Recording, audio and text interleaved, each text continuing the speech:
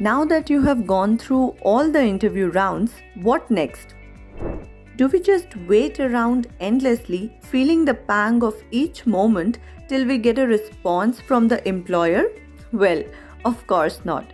But that also does not mean that you start nagging the employer with calls the moment you step outside their office. Well, who knew there were rules and tips for this stage too?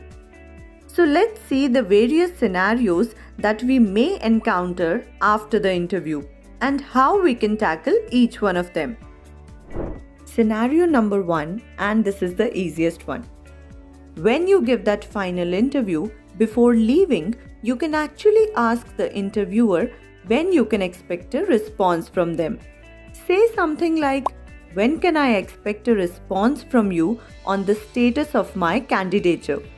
Now let's say the interviewer says, "We should be able to get back to you by early next week."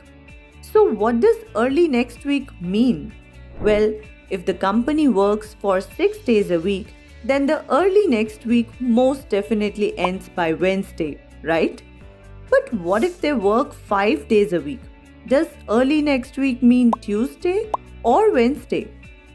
Well, this can be confusing. So it's always safe to take early next week as up to Wednesday in either case, whether it is 5-day working or 6-day working. So now we know we need to wait till Wednesday to get a response. Now this can go two ways. First is that you will get a response by Wednesday next week, in which case you are in the clear. Either they will select you or reject you, or they may schedule some other round of interview if they need to. Now let's say you don't get a response by Wednesday next week. Then what do? Do you follow up the very next day? Well, definitely not. You should give the employer at least 2 to 3 more days after their committed date before following up with them. Think about it from the employer's perspective.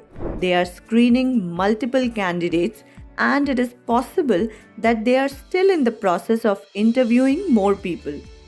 They could have had multiple interviews scheduled when they gave you the early next week date, but it is also possible that they may still be getting more applications, and they gave you that date because they expected to be able to close the position by then. So give them some grace period before you follow up with them. Also, when we say take 2 to 3 days before following up, we mean 2 to 3 business days, which excludes weekends and holidays. You can also ask the employer something like, "Whom should I get in touch with if I don't hear back from you by the mentioned date?"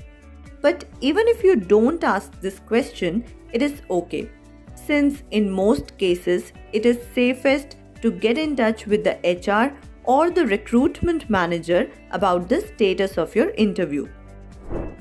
Scenario 2 can be if you don't ask the employer by when you can expect to hear back from them. In such cases, it actually depends on how far along in the interview process you are.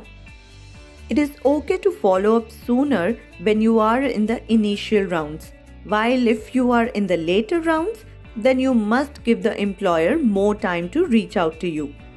For later rounds, you can follow up after 5 to 8 business days if you don't hear back from them by then.